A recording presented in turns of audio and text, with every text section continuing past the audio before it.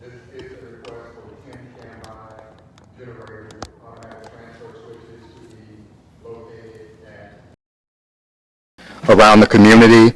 Currently, the city has about 37 lift stations, and we have a requirement to ensure that each of them has a backup power supply or an alternative pumping mechanism. These 10 units will bring us to within 3 of our requirement to meet that EPD by 2023. And this was budgeted in the FY21 budget at $285,000. We received bids from 8 providers. The low bid was from Powerhouse Diesel here in Valdosta. Their quote was $243,167.78. That represented a cost savings of approximately $42,000 from our estimate in the budgeting process. We're also requesting a 10% contingency to bring the total request to $267,484.56. Now I'll answer any questions you might have. Council, any questions for Darrell? Hearing none, I'll entertain a motion. Mayor, I would like to make a motion that we approve the purchase of the generators for the price of $267,484.56. Second. I have a motion and a second. All in favor, show of hands. Council, thank you. It's unanimous. Item B, consideration of a quote for the inspection, cleaning, and replacement of the media packing and 3 degasifiers at the City of Valdosta water treatment plant. Darrell Muse again to present. Now, these are the degassers that remove hydrogen sulfide from the water that's pumped from our raw water wells at the water treatment plant.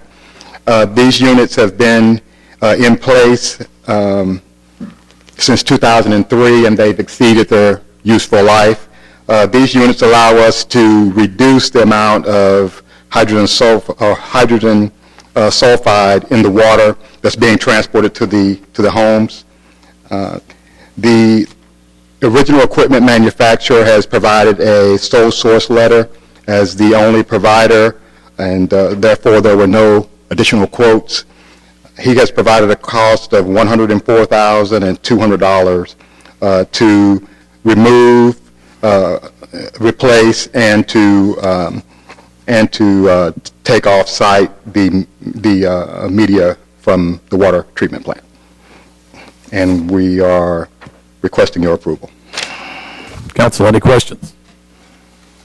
I'll entertain a motion. Mr. Mayor, I make a motion that we approve the request as presented. Second.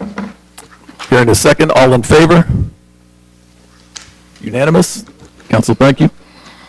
The final item is for the extension of our sanitary sewer system at Inner Perimeter and Forest. Currently, our sewer system terminates at the intersection of Bemis and Inner Perimeter. This will allow us to pick up those additional customers that are down the Inner Perimeter corridor. This piece of property that initially requested service is in the county. They have requested service from the city for water and for sewer. They went through the process of initially contacting the county and getting a release and then contacting the city. This was part of our sewer extension program. It did accelerate it by a few months, but we'll be able to pick up several additional properties along perimeter with the installation of this particular pipe. The quotes came in. The low bid was JWA at $400,256. We are requesting a contingency of $80,051.20 for any unforeseen circumstances. We don't anticipate there will be any. We, at our pre-construction meeting with the contractors, we emphasized that we expect them to meet the bid price that they have provided to the city. And I'll answer any questions that you might have. Council, any questions on this exciting project? Hearing none, I'll entertain a motion. Mayor, I make a motion to accept the bid from James Warren Associates for $400,256 with 20% contingency. Second. Here, second. All in favor, show of hands. Unanimous. Thank you, Darrell. Item D, consideration of bids for a new fire safety training trailer for the Valdosta Fire Department. Chief Brian Boutwell will present. Chief? Good evening, Mayor and Council. We're asking permission to proceed with the purchase process of a new fire safety trailer. As you guys know, our other one was 20 years plus old, and the repairs were just too costly when evaluated. So when we started looking at replacing the fire safety trailer, there's two key components we wanted to make sure we addressed with the new purchase, one being an interactive educational environment for children and adults. The other one is the old trailer had no way of us using it as an educational tool for adults or children with special needs. And so this one will come with a handicap ramp, and the inside of the dimensions of the trailer are ADA compliant, so that we can also use this in communicating with our adults and children in the community with special needs. Ms. Spell and Chief Clinkscales did a thorough evaluation using National Association forums and colleagues across the state in identifying possible vendors. And we looked at different vendors that may offer this. Mobile Concepts were the only ones that offered both of those additional things that we wanted as is without having to look at something else. And we're also allowed to purchase this under GSA contract. The budget amount was $130,000. The original quote was $106,459, but up under a GSA contract, we were able to save $4,400 and can make the purchase at $102,000 and $102,059. And I'll entertain any questions. Council, any questions for the chief? Hearing none, I'll entertain a motion. Mr. Mayor, I'd like to make a motion to approve the purchase price from Mobile Concept Special Vehicles in the amount of $102,059 and allow the fire department to proceed with the purchase of this new fire safety training trailer. I think it's a great purchase. Second. How about that? I hear a second. All in favor, show of hands. No, Yes, thank you. It's unanimous. All right. Thank you, Chief. I have to work this. Item E, consideration of a request to approve a public transit contract between River North Transit LLC and the City of Valdosta. Again, an exciting day. Richard Hardy will present. Thanks, Mayor. Yes, this is the long-awaited transit contract. A RFQ was sent out early July 2020. We received two submittals, and the selection committee chose VIA. We took this to council on October the 8th, 2020, and City of Council approved the city to move forward contractually with VIA. Since this time, as required by the Georgia Department of Transportation, when using federal funds, we needed a notice to proceed to move forward. GDOT provided us that notice to proceed, so we continued to move forward. Contract was formed by looking it over with the selection committee via GDOT, the Office of the Southern Georgia Regional Commission, the Metropolitan Planning Organization, and the city's attorney. As I said earlier, all GDOT requirements have been met. Therefore, this contract contains the following compliance items required by GDOT in Exhibit C: the Title VI Adopted Plan, the ADA Riders Guide, the Drug and Alcohol Misuse and Abuse Policy, the FTA Compliant Requirement Policy, the City of Valdosta Written Financial Policy. Staff recommends council approve this contract between the City of Valdosta and VIA to bring transit services to Valdosta. Standing by for any questions or concerns. Council, any questions at all for Richard? Eric, please. Mr. Hardy, how soon will it be before we can see the bid actually here in town? We have, we're scheduled to launch on April 27th. Any other questions? For the committee, for the council, for Ms. Tooley, and so many others, thank you. And Richard, for getting this to the finish line, thank you so much. This has been this is a big day today. Thanks, sir. I'll entertain a motion from Ms. Tooley. So moved. Second. Do I have a second? Second. No, you can't do both. She Okay, moved. She seconded. she got the second. All in favor, show of hands, council. Thank you so much. We all excited about that. Yes, we are. All right, item F, consideration of an agreement with Tax Specialist of Georgia to review sales tax paid on City of Valdosta capital projects. Chuck Dinkins, our finance director, to present. Thank you, Mr. Mayor.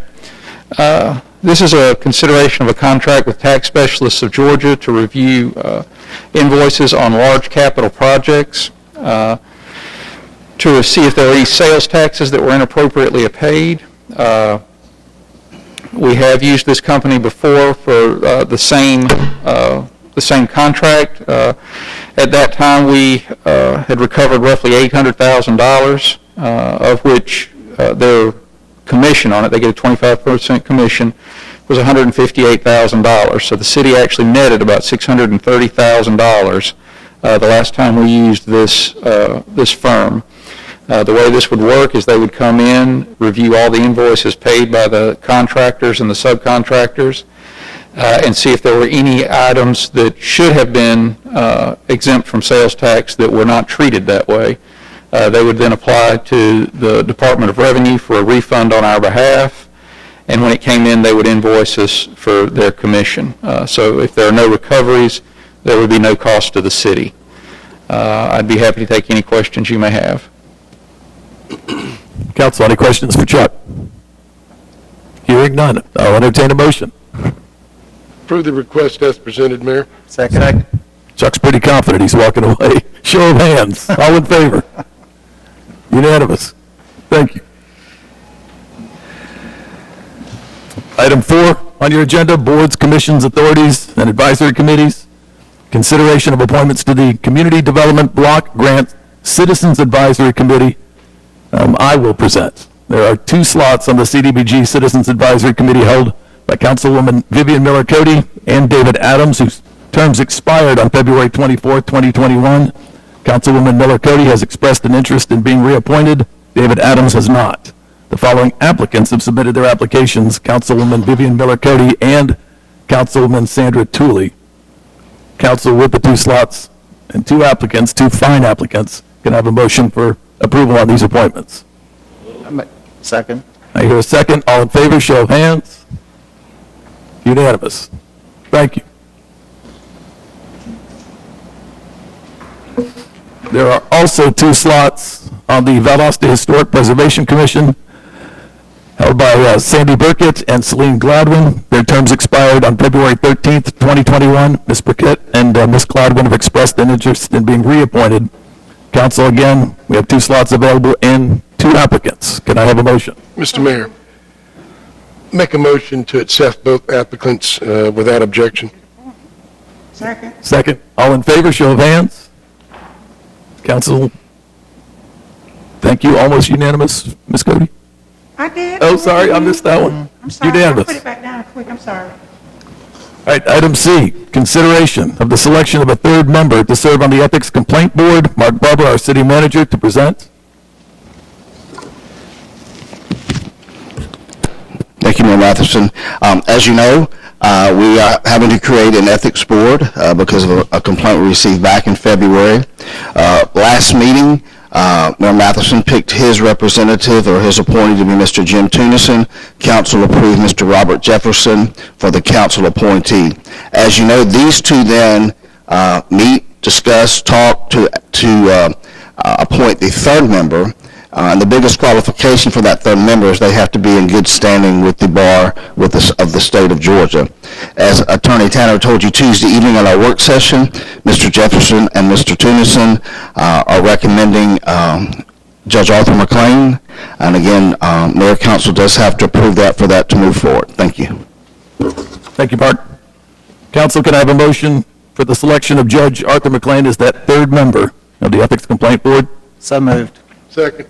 I have a second. All in favor, show of hands. Council, thank you. All in opposition? Thank you. 6-1.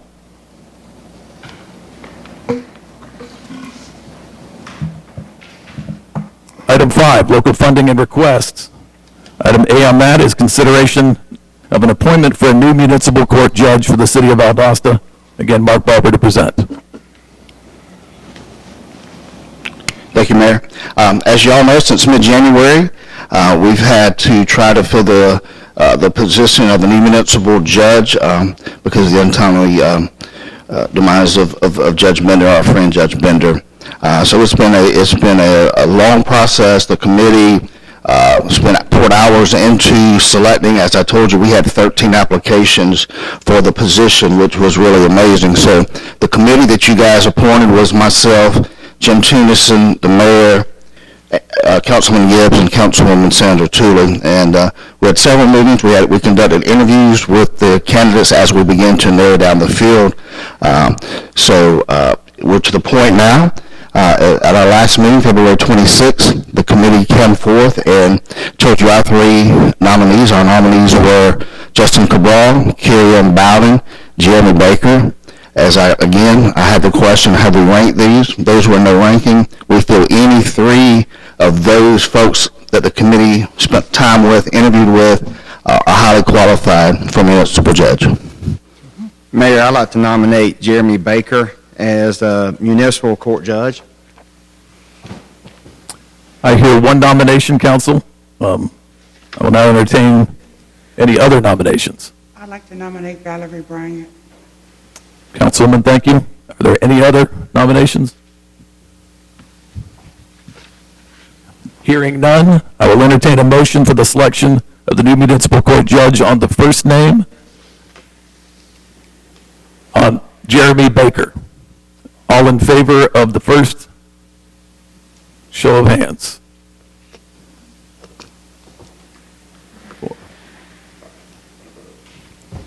The motion carries. Council, thank you. We now move on to citizens to be heard. This is the citizens to be heard portion of the meeting where we ask that you come forward, state your name and address so that we may have that for the record. Our policy requires you stay under 3 minutes so others can have time to be heard. Please direct all comments to council as a whole. Do not attempt to engage individual members of council in debate. It is the council's policy to follow through with you on your concern at a later date. Additionally, we ask that any groups that want to address the council designate one spokesperson to represent the group and their comments. Again, this will ensure that others have time to be heard. Having said that, are there any citizens that wish to come forward to be heard? Please.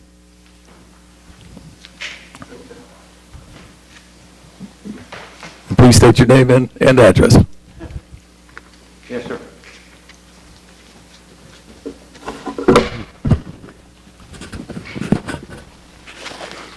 Hey, everybody, how are you? Now we know you. Alan Deere, I live at 312 Georgia Avenue and been a resident of Valdosta since 1986. And my wife just retired from VSU a couple years ago, 33 years. But I saw something I thought would be an idea for Main Street, and I wanted to present it to you and let you consider it and see if it's something y'all want to look further at. That's all. And I was in Mount Lebanon, PA, which is west of Pittsburgh, for a funeral about 4 months ago, and we had an opportunity to walk the downtown area. And Mount Lebanon is about the same age as Valdosta. It's the same geographic size. It's got more population, but the downtown has the Main Street, which I remember when it went in back in the 80s in Valdosta. And they have the banner poles like we have, and they're double this way. You can get 4 faces on one side and 4 faces on the other side.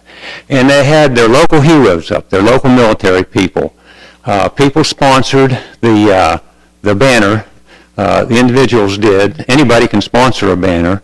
And they did an application, picture, and filled out a form, and it was handled by a nonprofit. And so we were walking the street, and it was pretty much closed down because of COVID, but there were folks in the street walking up and down. Yeah, I knew that guy. He was my neighbor, you know. And I didn't know he was in the military. And so I thought I'd tell you just a few facts about it and let you all consider it. And I talked to Donald Davis about it, and he thinks that if his board approved, the museum might be able to do the registration and everything. There's no cost to the city. It's the cost is by the person that sponsors that banner, The company, and the thing that made me want to come talk to you was the company that handled it. It's called truthbanners.com. And I'll send you all an email later if you think you want it, so you can look it up. And this guy, Harry Munson, is a retired Marine, and he's kind of a nerd, an egghead, and he put together everything to do to put these banner things together. He's done 110 cities already in the Northeast. He's from Pennsylvania, and it's coming this way. I saw it in Virginia, and I think there's a few cities in Florida that have done this. And it's for every battle, from the Revolutionary War to Afghanistan. It doesn't matter whether they served as a lieutenant colonel or as a private. It doesn't matter what color they are or anything. It's just people. It's first come, first serve. You fill out the registration, and if you have 50 banner positions, you fill that up. And some towns have been so successful at it that they've done it 2 and 3 times. You could do it for a 4-week period, any time you want. Is that my 3 minutes? Yeah. I got 10 more minutes here. That's a wonderful idea and good news. Our Main Street director is here too, and I'm sure she's as excited as we are about that. Yes, sir. Now, I can't sponsor my own dad, but I could sponsor Clarence Parker. Anyway, thank you for listening, and I'll be glad to send more details. Thank you so much. Please send it to us. Okay. Is there any other citizens to be heard at this time?